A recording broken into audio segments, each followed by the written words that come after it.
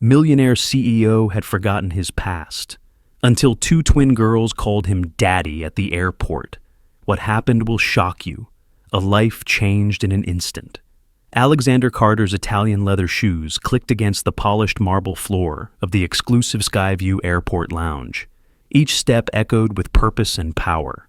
At 38, he had built an empire that spanned continents, a global finance corporation worth billions. Today was no different from any other. Another deal closed, another victory added to his flawless record. The Singapore investors signed, he said into his phone, not bothering with pleasantries. Have the legal team review the contracts by morning. I want to move on this immediately. The crisp lines of his tailored suit matched the sharp edges of his personality, precise, calculated, and unyielding. Everything in Alexander's world operated with clockwork efficiency. His jet arrived on time. His driver was always waiting. His schedule was planned down to the minute. Even his rare social interactions were strategic, designed to benefit his business interests rather than fulfill any emotional need. Alexander's penthouse suite overlooked the city skyline, a modern fortress of glass and steel that mirrored his own cold exterior. He kept no photographs on his walls, no mementos of relationships past. His life was streamlined for success, with no room for sentimentality or attachment. Mr. Carter, would you like the usual upon arrival at your residence? His assistant's voice came through the earpiece. Yes, he replied, not elaborating. She knew the routine: scotch, neat, financial reports ready for review, and absolute silence. The usual was the comfort of predictability, the safety of control. As he strode through the VIP exit, his mind was already parsing through his next acquisition, a struggling tech company with promising patents. By the time his shoes hit the tarmac, he'd mentally drafted the terms of negotiation. By the time he reached his waiting car, he'd calculated the exact leverage points to exploit. That's when it happened. Two small figures appeared seemingly from nowhere, blocking his path. Alexander nearly collided with them, stopping just short of the collision. Identical faces looked up at him, their blue eyes wide and knowing. They couldn't have been more than 6 years old. "Daddy," they said in unison, their voices small but certain. The world around Alexander Carter, the man who controlled markets with a single decision, suddenly tilted off its axis. "Excuse me?" The words felt foreign in his mouth, as if he'd forgotten how to speak. For the first time in years, Alexander Carter was caught completely off guard. His security team moved forward, but he held up his hand, stopping them. Something about these children, something in their eyes, froze him in place. Those eyes? He knew those eyes. They were his own, staring back at him with an innocence he'd long forgotten. "There must be a mistake," he said, attempting to sidestep the small obstacles in his path. But the twins moved with him, maintaining their position directly in front of him. "You're our daddy," said one, her voice wobbling slightly. "Mommy told us you would be here." Alexander's heart rate accelerated, a physiological response he hadn't experienced since his early days of climbing the corporate ladder. "Who is your mother?" he demanded, his voice sharper than he intended. The more confident of the twins reached into a small backpack. "Mommy said to give you this if you didn't remember." She pulled out a worn envelope, the edges softened by time and handling. Alexander took it, his usual steadiness betraying him as his fingers trembled slightly. The lounge around them buzzed with activity, but it all faded to white noise. The envelope felt impossibly heavy in his hand. "Sir, should I handle this?" his head of security asked quietly at his shoulder. Alexander didn't respond. He was staring at the handwriting on the envelope, elegant, flowing script that he hadn't seen in years, but recognized instantly. Sophia. The name hit him like a physical blow. Images flashed through his mind. A summer in Paris, laughter echoing off ancient stone walls, the scent of jasmine, promises made under starlight, promises he'd broken when the next big opportunity called. With uncharacteristic hesitation, he opened the envelope and unfolded the letter inside. "Alexander, if you're reading this, then I'm gone, and our daughters have found you. Yes, our daughters, Lily and Lucy. I never told you I was pregnant when you left. At first it was anger, later it was pride. Eventually it was the realization that you had chosen your path, and it didn't include us. I've been sick for some time now. The girls have no one else. No grandparents, no aunts or uncles. Just you, their father. They have your eyes, your determination. They're smart, kind, and they deserve better than being lost in the system. I don't expect you to love them immediately. I don't even expect you to want them. But they are yours, Alexander. And despite everything, I believe there must be some piece of the man I once loved still inside you. Please, don't punish them for my silence or your absence. Sophia Alexander looked up from the letter to find two identical faces still watching him with an unsettling mixture of hope and fear. The resemblance was undeniable now that he was looking for it. Not just his eyes, but the set of their jaws, the arch of their eyebrows. Biology made manifest, staring up at him with expectations he was utterly unprepared to meet. "Where is your mother now?" he asked, knowing the answer but needing to hear it. "Heaven," said one twin solemnly. 3 months ago, added the other. "The lady from the agency brought us here because Mommy said you would come today." Alexander felt a flicker of annoyance at this manipulation from beyond the grave. Of course Sophia would know his schedule. She must have tracked his movements, known he'd be returning from Europe today of all days. "And where is this agency person now?" he asked, looking around for some responsible adult. The twins glanced at each other, a silent communication passing between them that reminded him eerily of himself and his brother in childhood. "She said to wait here," said one twin. "Lucy," he thought, though he wasn't certain. "She said you would take us home," added the other. "Lily, then." Alexander ran a hand through his perfectly styled hair, disturbing its precise arrangement for the first time that day. "This is absurd," he muttered. "I can't just—" His phone rang. His assistant, probably wondering about the delay. The Singapore contracts waiting for his signature. The board meeting tomorrow morning. His life, his real life, was proceeding without him while this impossible situation unfolded. "Mr. Carter," his driver approached cautiously. "Should I bring the car around?" Alexander looked from his waiting car to the twins. Children. His children, if the letter was to be believed. And looking at them, he couldn't deny the truth written in their features. "I need to make some calls," he said finally. "Bring them to the car." The twins' faces lit up with identical smiles, revealing identical gaps where baby teeth had recently fallen out. "We get to go with you?" asked Lucy, hope threading through her voice. "For now," Alexander said firmly, already mentally calculating the steps needed to verify their identity, to find this agency person, to resolve this situation without disrupting his carefully constructed life. As his security team escorted them to the waiting vehicle, Alexander made a swift call to his lawyer. "I need a DNA test, immediately.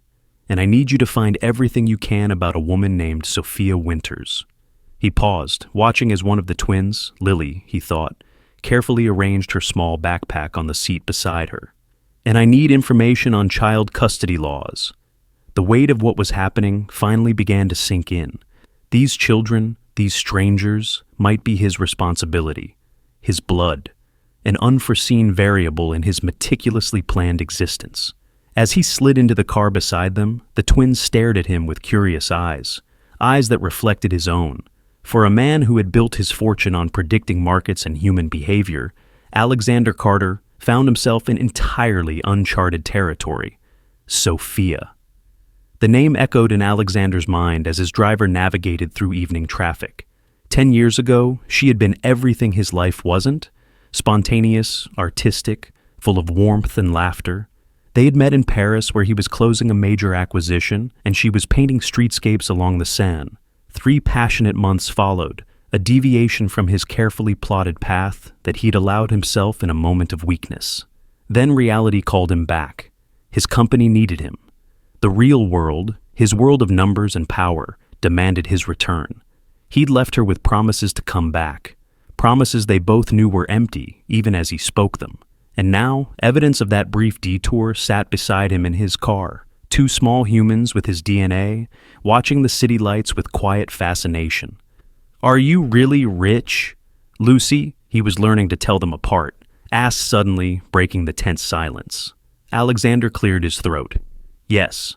"Mommy said you were important," Lily added, her voice softer than her sister's. "She said you help people with money." A simplified version of what he did, certainly.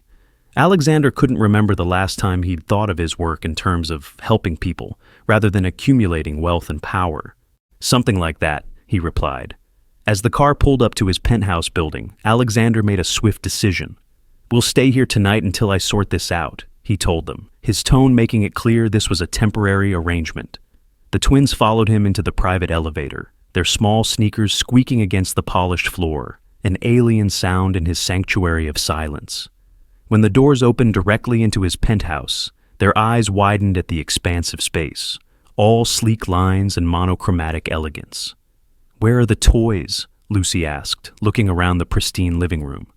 "There aren't any," Alexander replied, suddenly aware of how sterile his home must appear to children. I don't usually have guests your age." The statement felt ridiculous as soon as he said it. These weren't guests. According to Sophia's letter, these were his daughters. His phone rang again, his lawyer returning his call with remarkable speed. "I've confirmed Sophia Winters passed away 3 months ago in Boston," his lawyer said without preamble. "Cancer. And there are birth certificates for twin girls, father listed as Alexander Carter. School records match. Everything appears legitimate, but we can still run the DNA test to be certain." Alexander glanced at the twins who were tentatively exploring his living room, careful not to touch anything. "And the agency that brought them here? Boston Child Services. I've reached out, but at this hour, we won't get answers until morning. If these are indeed your children, you have parental rights, but also responsibilities." The word responsibilities hung in the air between them. Alexander had never shied away from responsibility in business. But this was different, flesh and blood. Lives dependent on him for more than paychecks. "Keep digging," he instructed. "I want to know every option." As he ended the call, he found both girls watching him, their small faces serious. "Are you sending us away?" Lily asked, her lower lip trembling slightly. Alexander straightened his tie, a nervous habit from his early business days. "I'm trying to understand the situation," he said carefully. "Mommy said you might not want us," Lucy stated matter-of-factly, though her eyes betrayed her hurt. "She said you have a big job and no time for kids." The words struck deeper than Alexander expected. Is that how Sophia had explained his absence all these years? Not as abandonment, but as a man too busy for family? It was surprisingly generous of her, considering how he'd left. "It's not about wanting," he said stiffly. "It's about what's best for everyone." Lucy's eyes narrowed, a miniature version of his own skeptical look. Best for who? Before he could formulate a response, his assistant entered from the kitchen area with a tray. "Sir, you're—" She stopped abruptly at the sight of the twins. "I wasn't aware you had company." "Neither was I," Alexander said dryly. "Clara, meet Lily and Lucy. They'll be staying tonight. They'll need—" He trailed off, realizing he had no idea what children needed. "Whatever 6-year-olds require." Clara's professional mask slipped for just a moment, revealing genuine surprise, before she nodded. "I'll make arrangements." After Clara left to procure children's essentials, Alexander found himself alone with the twins, in uncomfortable silence. They stood in his immaculate living room, like artifacts from another life, out of place and disruptive to the careful order he maintained. "Are you hungry?" he asked finally, grasping for something normal to say. They nodded in unison. "I'll order food." He reached for his phone, then paused. "What do you eat?" "Pizza," they replied together. Alexander couldn't remember the last time he'd eaten pizza, probably college. "Fine, pizza." As he placed the order, he caught sight of his reflection in the window, his perfect suit slightly rumpled now, his usually impassive face showing signs of strain. In the background, he could see the twins, sitting quietly on his leather sofa, their small legs dangling, his own flesh and blood. The thought was still surreal. When Clara returned with hastily purchased children's pajamas, toothbrushes, and other necessities, Alexander retreated to his home office to make urgent calls. DNA tests were arranged for the morning. His lawyer continued investigating custody options. His assistant rescheduled tomorrow's meetings. Hours later, after the twins had eaten and been settled into the guest room, which had never actually had guests, Alexander stood in his kitchen, drinking scotch and staring out at the city lights. For the first time in years, his mind wasn't on market trends or business strategies. Instead, he kept seeing those identical blue eyes, his eyes, looking up at him with hope he didn't deserve. "Sir," Clara said from the doorway, "is there anything else you need tonight?" Alexander took another sip of his drink.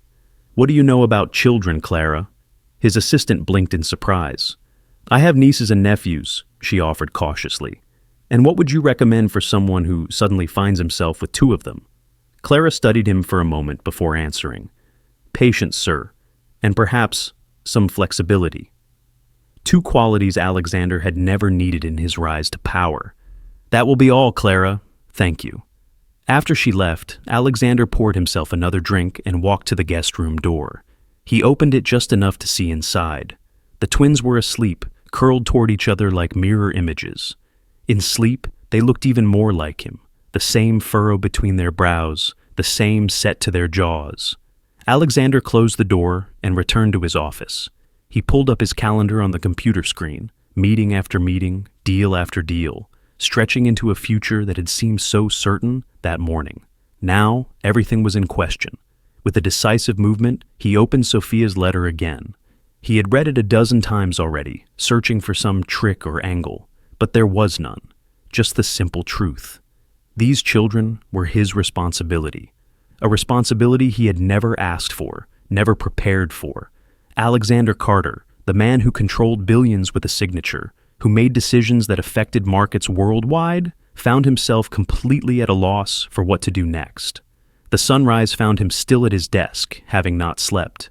His mind, usually so decisive, kept circling the same impossible problem. When he heard small footsteps padding down the hallway, he straightened in his chair, adjusted his tie, he hadn't changed clothes, and prepared to face the day. And the twins who had upended his carefully controlled life. Lucy poked her head into his office first, her hair tousled from sleep. "Your house doesn't have any food," she announced. Alexander checked his watch. It was barely 6 a.m. "I'm sure we can arrange something. Lily's hungry," she continued as if he hadn't spoken. "And she's sad." Alexander rose from his desk, feeling strangely guilty. "Sad? She thinks you're going to send us away." Lucy looked at him directly, with a forthrightness that was disconcerting in someone so small. "Are you?" "I dot." Alexander began, then stopped. For once in his life, he didn't have a clear answer. "That's a complicated question." "No, it's not," Lucy replied with the simple logic of childhood. "You either want us or you don't." Before he could formulate a response, his phone rang, the DNA testing lab. The results were ready. With a speed that confirmed his suspicions, the technician verified what Alexander already knew in his gut. The twins were his biological children. 100% certainty.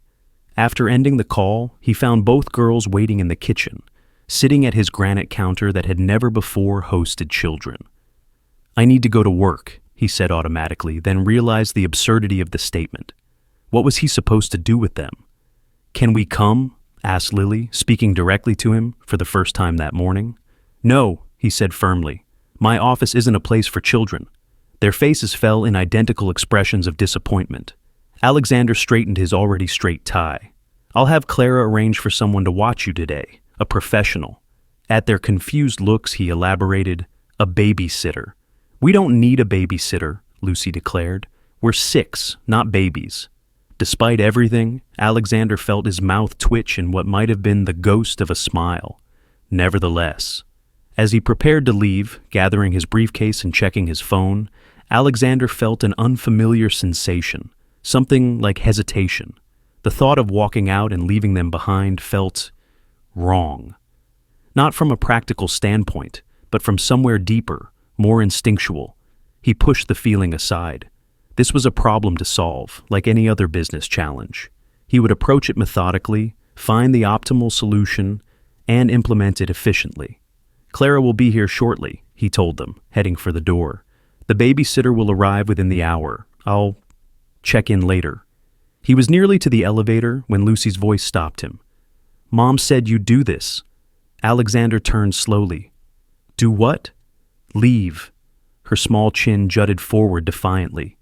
"She said you were good at leaving." The words hit him like a physical blow. For a split second he saw himself through their eyes, another adult walking away, another abandonment in their young lives. But business waited. The world he understood waited. And Alexander Carter did what he had always done when emotions threatened to complicate matters. He left. The corporate headquarters of Carter Financial Group towered over the city skyline, 70 floors of glass and steel that usually filled Alexander with pride. Today he barely noticed the building as his driver pulled up to the private entrance. His mind was elsewhere, in his penthouse, with two small girls who shared his DNA. "The board is waiting, sir," his executive assistant informed him as he strode through the lobby. "They've been asking about the Singapore deal." Alexander nodded, falling back into the familiar rhythm of business. Here, he knew exactly what to do. Here, every variable could be controlled. "And your lawyers called twice this morning," his assistant continued, struggling to keep pace with him. "Something about custody arrangements?" Alexander stopped abruptly, causing his assistant to nearly collide with him. "Those calls go directly to me," he said, his voice dropping to the quiet, dangerous tone his employees had learned to fear. "No one else needs to know about that situation." "Understood?" She nodded quickly, eyes wide. The board meeting proceeded as usual. Alexander presented the Singapore acquisition with his customary precision and authority. Graphs projected growth. Numbers told a story of success. The board members nodded approvingly, but halfway through his presentation, Alexander found his mind wandering. An unprecedented occurrence. He caught himself wondering what the twins were doing. Had the babysitter arrived? Did they eat breakfast? Did they like the penthouse? Or did it feel as cold to them as it suddenly did to him? "Mr. Carter?" The board chairman's voice cut through his thoughts. "Your recommendation on the tech division restructuring?" Alexander blinked, then smoothly recovered. "Proceed as outlined. The quarterly projections support the decision." After the meeting, he retreated to his office, a vast space with floor-to-ceiling windows that offered panoramic city views. Usually he found the vista calming, a reminder of all he controlled. Today it felt distant, almost irrelevant. His private line rang. The lawyer. "I've reviewed all options," the lawyer began without preamble. "Given that you're the biological father and there are no other relatives, you have three choices. You can accept custody and raise them yourself. You can arrange for adoption. Or you can place them in foster care temporarily while permanent arrangements are made." Alexander's fingers tightened around the phone. "And if I choose not to keep them?" "The foster care system is overloaded. As twins, they might be separated. At 6, their chances of adoption together are not optimal. Separated." The word echoed in Alexander's mind. He thought of his own brother, now living across the world, their relationship reduced to occasional holiday calls. They had once been close before ambition and competition drove them apart. The thought of Lily and Lucy suffering a similar fate, strangers sharing blood but nothing else, stirred something uncomfortable in his chest. "I need more time," he said finally. "Time is one thing these children don't have in abundance, Mr. Carter. They've lost their mother. They're in a strange place. They need stability." Alexander ended the call without responding, a rudeness he would never tolerate in business dealings. He turned to his computer, intending to bury himself in work, but found himself opening a search engine instead. "Sophia Winters," he typed. Her social media profiles appeared, limited, but enough to piece together the last decade of her life. Photos showed her with the twins as infants, as toddlers, as young girls. In every image she looked happy, her smile as bright as he remembered. There was no bitterness in her posts about their father's absence, no hint of struggle, though he knew raising twins alone couldn't have been easy. One photo caught his attention. Sophia and the girls at what appeared to be their 5th birthday. Their small faces were alight with joy as they blew out candles on a homemade cake. Sophia looked tired in this image, thinner than in earlier photos. The beginning of her illness, perhaps. Alexander leaned back in his chair, an unfamiliar heaviness settling over him. He had missed it all, their birth, their first steps, their first words. While he was building his empire, Sophia had been building a family that included half of his genetic code. His phone buzzed with a text from Clara. "The girls are asking when you'll be home. What should I tell them? Home. Such a simple word." His penthouse had never been a home, merely a place to sleep, to shower, to change suits between meetings. But in those children's minds, that sterile space was now where they lived, with him. Before he could respond, his office door opened. His CFO entered with a troubled expression. "The Tokyo markets are in free fall," the the CFO announced without preamble. "Our Asia position is at risk. We need to move now." Alexander rose from his desk, forcing his mind back to the present crisis. "Assemble the executive team. We'll need to liquidate certain holdings immediately." The next hours passed in a blur of urgent decisions, market analysis, and strategic repositioning. This was what Alexander excelled at: seeing patterns others missed, moving assets like chess pieces, protecting the kingdom he'd built. By evening, they had contained the damage, even turning a modest profit where competitors were posting losses. "Masterful as always," his CFO commented as the trading day closed. "I don't know how you stay so focused under pressure." But Alexander hadn't stayed focused, not entirely. Through every call, every decision, part of his mind had remained in that penthouse with two small girls who called him Daddy. It was past 9 when Alexander's driver finally delivered him back to his building. The doorman gave him a curious look as he entered. "Evening, Mr. Carter. Those little ladies staying with you, they were quite interested in the fish tank in the lobby earlier." Alexander merely nodded, uncomfortable with this breach in his usually private existence. In the elevator, he straightened his tie, preparing himself for whatever chaos might await him. But when the doors opened to his penthouse, he found not chaos, but silence. The babysitter, a professional-looking woman in her 50s, rose from the sofa as he entered. "They're asleep," she informed him quietly. "They waited up as long as they could." Alexander nodded, dismissing her with a generous payment. Once alone, he moved quietly down the hallway to the guest room. The door was slightly ajar, and he could see the twins curled together in the center of the large bed that dwarfed their small forms. On the nightstand sat a glass of water, and beside it, a folded piece of paper. Despite himself, Alexander entered the room and carefully unfolded the paper. It was a drawing, crude but recognizable, of 3 stick figures, a tall one in what appeared to be a suit, and 2 smaller ones with pigtails. Above it, in childish scrawl, "Our new family." Something tightened in Alexander's chest. He refolded the drawing and placed it back exactly as he'd found it. In the kitchen, he poured himself a scotch and stood at the window, staring out at the city lights. The empire he'd built shimmered before him, a testament to his single-minded ambition. And yet tonight, it seemed hollow compared to the simple drawing of 3 stick figures. His phone rang. Tokyo again, with updates on the market situation. Alexander answered, falling into the familiar patterns of business discussion. But as he talked strategy and assets, his eyes kept drifting to a small backpack that had been left on one of his kitchen stools, bright purple with a unicorn patch sewn crookedly onto the front. Real evidence of the new complications in his life. Children. His children. After ending the call, Alexander made a decision. He would handle this like any other challenge, with clear boundaries and defined parameters. He would provide for the twins financially, find them a suitable living arrangement, perhaps a boarding school with excellent credentials. He would ensure their future was secure, their education top tier. But he would maintain his own life, his own freedom. It was the logical solution, the practical approach, the way that would cause the least disruption to the life he'd built. Satisfied with this plan, Alexander headed for his bedroom, but as he passed the guest room, a small sound stopped him, a whimper, barely audible. He paused, listening. Another whimper, followed by a frightened murmur. Against his better judgment, Alexander pushed the door open wider. One of the twins, Lily, he thought, was trembling in her sleep, her face contorted with fear. "No, Mommy," she mumbled, her small hands clutching at the blanket. Alexander stood frozen in the doorway, watching her nightmare play out.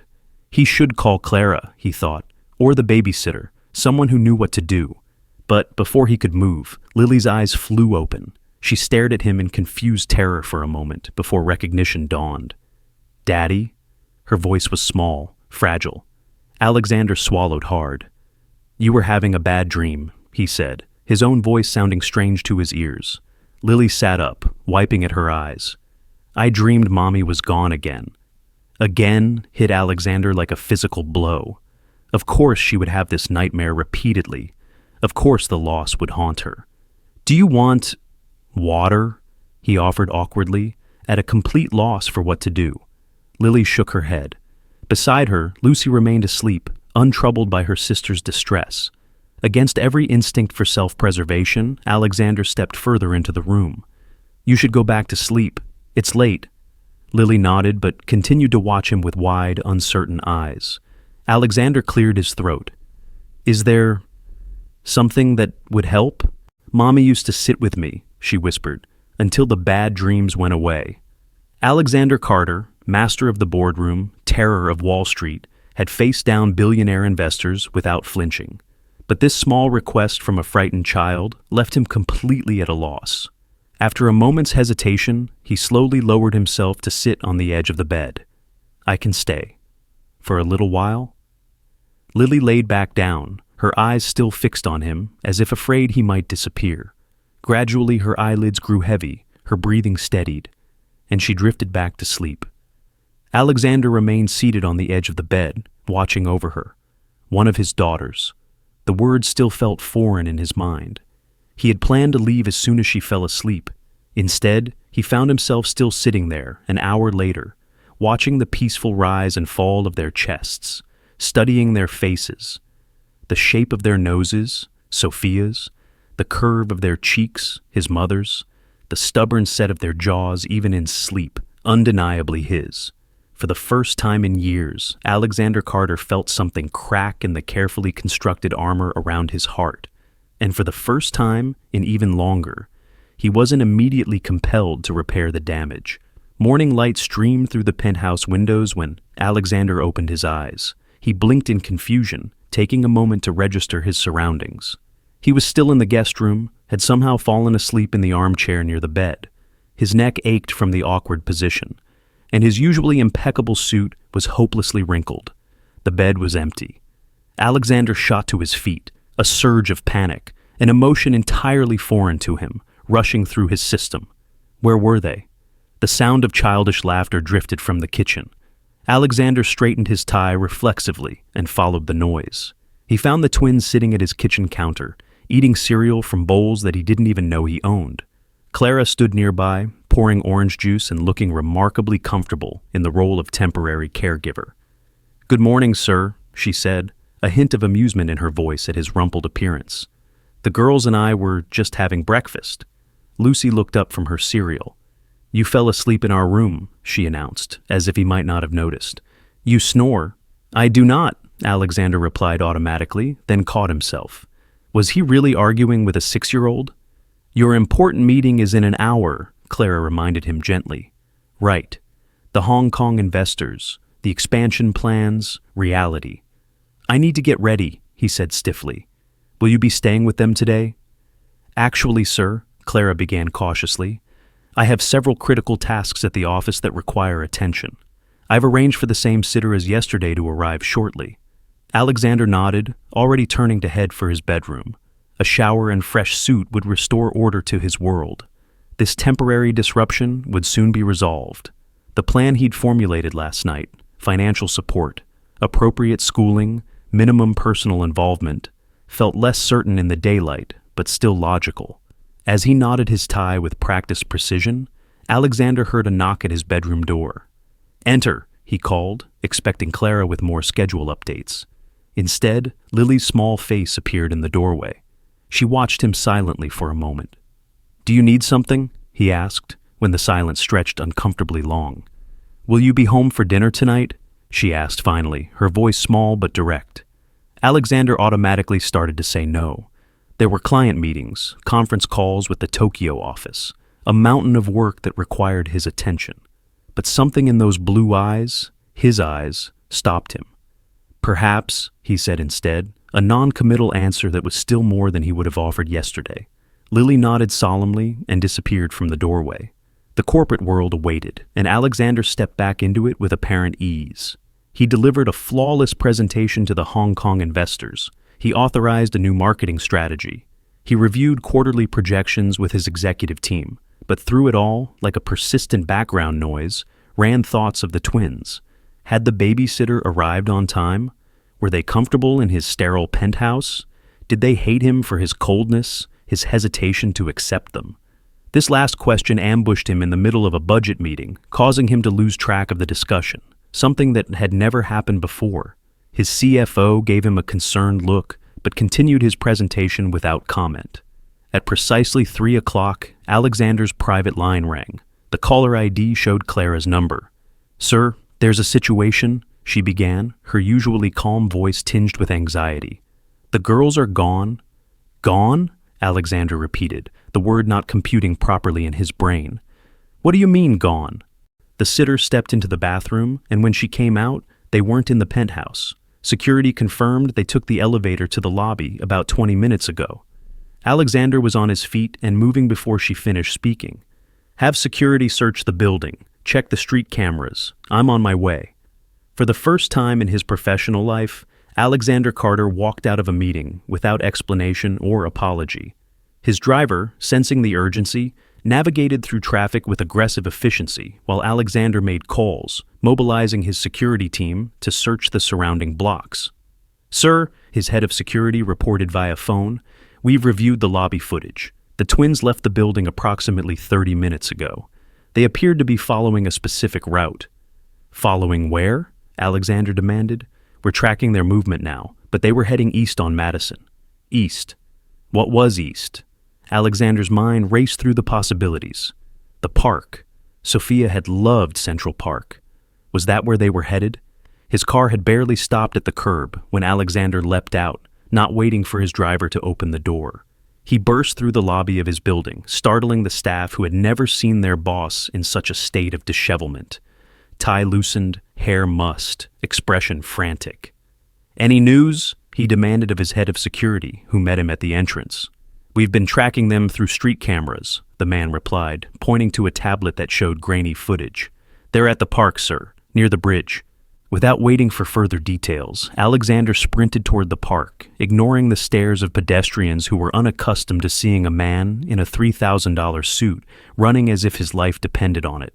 For the first time in years, Alexander Carter was not thinking about stock prices or business acquisitions. His mind was consumed by a single thought: find them. 20 minutes later, breathless and sweating, he spotted them. Two small figures sitting on a bench near the lake, their identical heads bent over something in their hands. Relief hit him with such force that he had to stop for a moment, hands on his knees, as the adrenaline drained from his system. He approached slowly, not wanting to frighten them. They didn't notice him until his shadow fell across the bench. "Why did you leave?" he asked, his voice coming out more harshly than he intended. Both girls jumped, startled by his sudden appearance. Neither spoke for a moment, then Lily held up what they had been looking at, a photograph. It showed Sophia standing in this exact spot, the lake and bridge behind her, her smile radiant. "We wanted to find Mommy," she explained, her voice small but steady. "She liked it here. We thought maybe," Lucy added, then trailed off, unable to finish the thought. The vulnerability in their faces struck Alexander like a physical blow. They had lost their mother, been thrust into the care of a stranger who happened to be their father, and now they were seeking something familiar, something that connected them to the woman who had raised them. Alexander sank onto the bench beside them, his anger dissipating. "You can't just leave like that," he said, his tone softer now. "It's dangerous. You could have been hurt." "We're sorry," Lily whispered, tears welling in her eyes.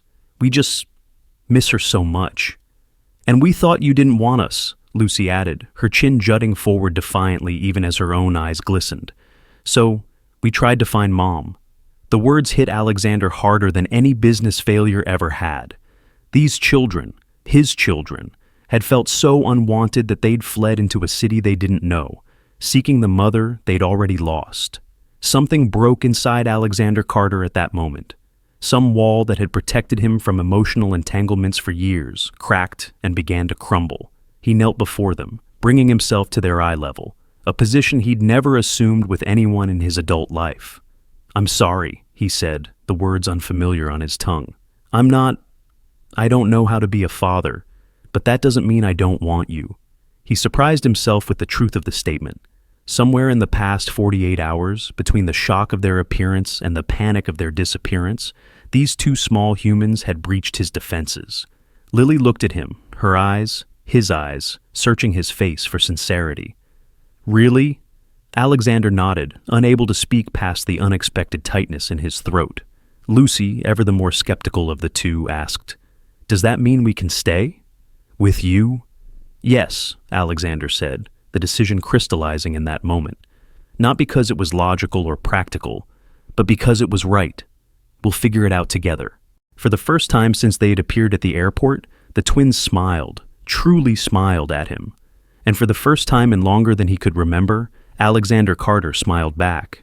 As they walked home, the twins between him, each holding one of his hands, Alexander's phone rang constantly. The Hong Kong investors were waiting. The board wanted answers about his abrupt departure. Tokyo needed decisions. He ignored them all. When they reached his penthouse, Alexander made another unprecedented decision. I'm taking the rest of the day off, he told Clara, who stared at him as if he'd announced he was giving away his fortune. And I'll need you to clear my schedule for tomorrow as well. Sir? Clara questioned, clearly concerned for his mental health. Family emergency, Alexander said simply, looking at the twins who were watching him with cautious hope. I need to spend time with my daughters. The words felt strange in his mouth, but right. My daughters. His family. 3 weeks later, Alexander Carter stood in the doorway of what had once been his minimalist home gym, now transformed into a bedroom for the twins. Bright colors had replaced the monochromatic scheme, purple for Lily, blue for Lucy. Toys filled shelves that had once held weights. Drawings were taped to walls that had previously been bare. His entire life had undergone a similar transformation.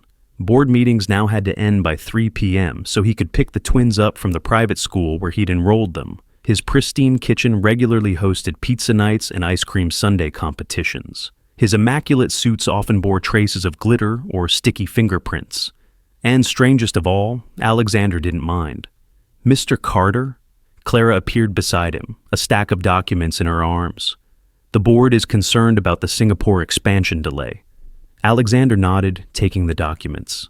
Tell them I'll review these tonight and provide feedback in the morning. Clara hesitated, then said carefully, Some of the executives are questioning your commitment. There's talk that your new personal situation is affecting your focus. Alexander arched an eyebrow. Just 3 weeks ago, such a suggestion would have infuriated him. Now, he merely said, My commitment to the company remains firm, Clara. My priorities have simply expanded to include other considerations.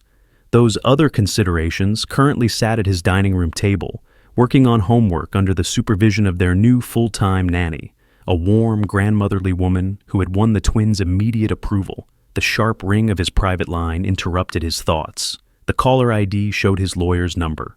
Carter, he answered, moving into his office for privacy. We have a situation, his lawyer began without preamble. Child Services has received an anonymous complaint questioning your fitness as a guardian. Alexander's grip on the phone tightened. What kind of complaint? The usual concerns when a single man suddenly has custody of young children. Working too many hours, no previous relationship with the children, unsuitable environment. They're sending a caseworker tomorrow for an assessment. A cold weight settled in Alexander's stomach. They can't take them. They can if they determine you're an unfit parent, the lawyer replied bluntly. And frankly, Alexander, your lifestyle doesn't exactly scream family man. You work 80-hour weeks. Your home was designed for entertaining business associates, not raising children. And until 3 weeks ago, you didn't even know these girls existed. All true points, logically irrefutable. And yet, the thought of losing the twins now was unacceptable. What do I need to do? Alexander asked, his tone shifting from defensive to determined. Show them you're committed, that you're making real changes, that you understand what these girls need and are prepared to provide it, not just financially, but emotionally. Emotional provision, not his area of expertise. But Alexander Carter had built a fortune by mastering new skills when necessary. The caseworker will be there at 10 tomorrow morning, his lawyer continued. Be prepared for a thorough inspection and interview. After ending the call, Alexander stood at his office window, watching the city lights flicker to life as dusk settled. Behind him, he could hear the twins laughing at something the nanny had said. 3 weeks ago, those sounds would have irritated him, disrupting his concentration. Now, they anchored him, a reminder of what he stood to lose. Daddy? Lucy appeared in the doorway, breaking his reverie. Despite himself, Alexander smiled at the title. He was still getting used to it, but it no longer felt like it belonged to someone else. Yes? Can you help with my math homework? Ms. Rivera doesn't know how to do fractions. Alexander glanced at the stack of documents from the board, critical decisions that needed his attention, then back at his daughter. Of course, he said, setting the papers aside. Let's take a look. That night, after the twins were asleep, Alexander reviewed his schedule with ruthless efficiency, eliminating unnecessary meetings, delegating what could be handled by others, restructuring his work to accommodate his new priorities. By midnight, he had crafted a plan that would allow him to be both the CEO his company needed and the father his daughters deserved. The caseworker arrived precisely at 10 the next morning, a stern-faced woman in her 50s who introduced herself as Mrs. Chen. "Mr. Carter," she said, her tone coolly professional as she surveyed the penthouse. "I understand you've recently become the guardian of twins you didn't know existed until 3 weeks ago." "That's correct," Alexander replied, maintaining his own professional demeanor, though I've since confirmed through DNA testing that I am indeed their biological father. Mrs. Chen nodded, making a note on her tablet. "And what arrangements have you made for their care while you manage your considerable business responsibilities?" Alexander outlined the changes he had implemented: the nanny, the school, the adjusted work schedule. He showed her the newly decorated bedroom, the refrigerator now stocked with child-appropriate foods, the safety measures installed throughout the penthouse. Mrs. Chen listened impassively, occasionally asking pointed questions about his parenting philosophy, his knowledge of the girls' medical history, his plans for handling future milestones in their development. "You've certainly provided materially," she acknowledged after the tour, "but these children have suffered a significant trauma. They've lost their mother and been uprooted from everything familiar. What are you doing to address their emotional needs?" It was the question Alexander had been dreading, because it targeted his own greatest uncertainty.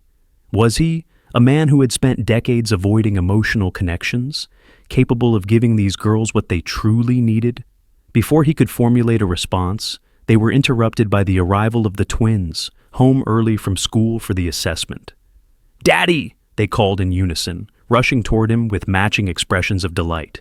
3 weeks ago, Alexander would have stiffened at such an exuberant greeting. Now, he knelt automatically to their level, accepting their hugs with a natural ease that surprised even him. "How was school?" he asked as they chattered over each other, eager to share their day's adventures. Mrs. Chen watched the interaction with studied neutrality, making occasional notes on her tablet. "Girls," Alexander said after a moment, "this is Mrs. Chen. She's here to make sure you're happy and well taken care of." The twins regarded the stranger with identical expressions of assessment, the same look Alexander gave potential business acquisitions. The similarity was so striking that he had to suppress a smile. "Do you like living here with your father?" Mrs. Chen asked, her tone softening slightly. The twins exchanged a glance, that silent communication that still fascinated Alexander. "He doesn't know how to braid hair," Lucy offered critically. "And sometimes he works too much," Lily added. Alexander held his breath, certain these honest observations would damn him in the caseworker's assessment. But then Lucy continued, "But he reads us stories every night, even when he's tired. And he learned how to make pancakes shaped like Mickey Mouse," Lily said, "even though he burned the first ones.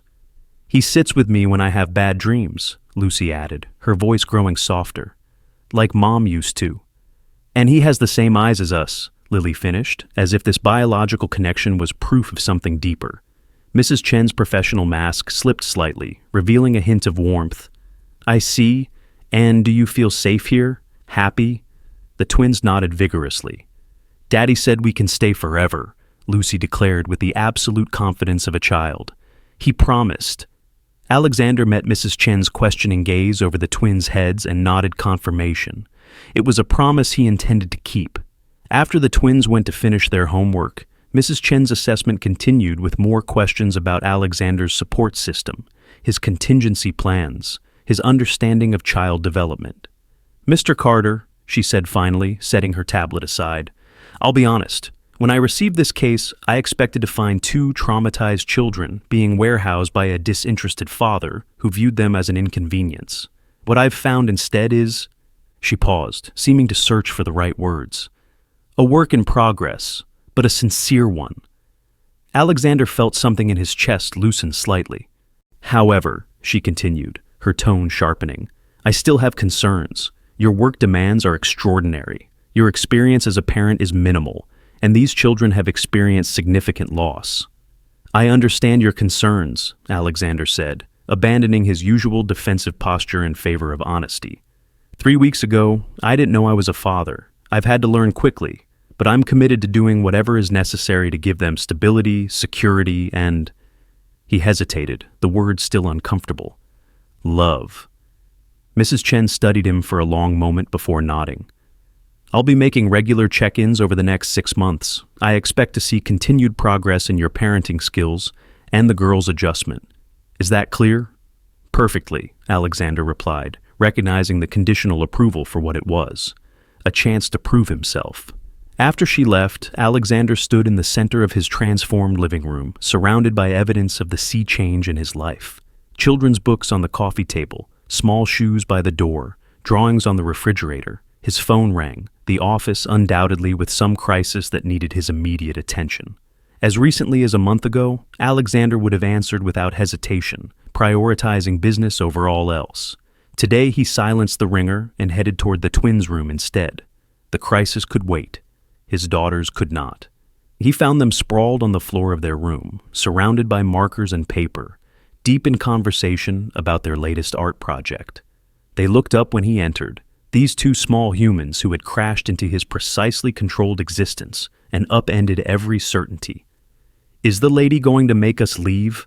Lily asked, her voice small but direct, as always. Alexander shook his head, kneeling beside them. "You're staying right here. With me."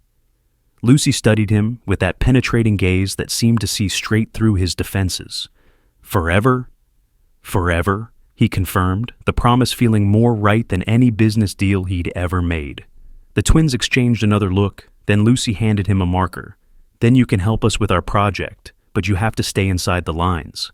Alexander Carter, CEO of a global financial empire, master of markets, took the marker with appropriate solemnity. "I'll do my best."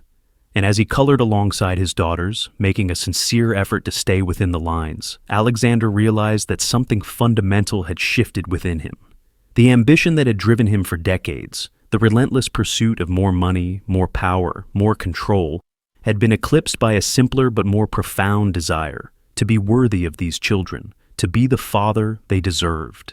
Later that evening, after bedtime stories and goodnight hugs, Alexander sat at his desk, reviewing the board documents he'd set aside earlier. The work still mattered. The company still needed his leadership, but it was no longer the center of his universe.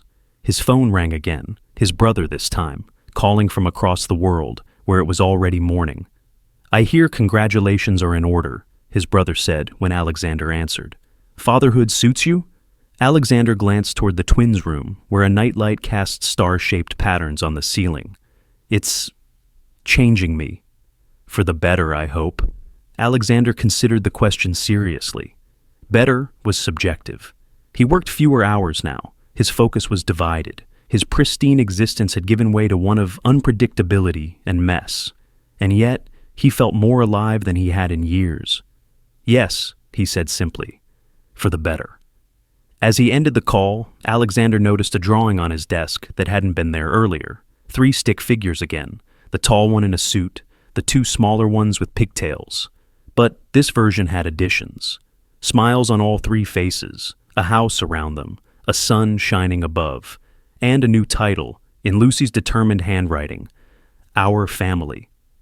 Alexander Carter, the man who once defined himself by his business empire, carefully placed the drawing in the center of his desk, a reminder of what truly mattered. His empire now included 2 small queens who ruled his heart with greater authority than he'd ever wielded in any boardroom. And somehow, surprisingly, he was perfectly content with this new world order. Don't forget to like, share, subscribe, and comment where you're watching from.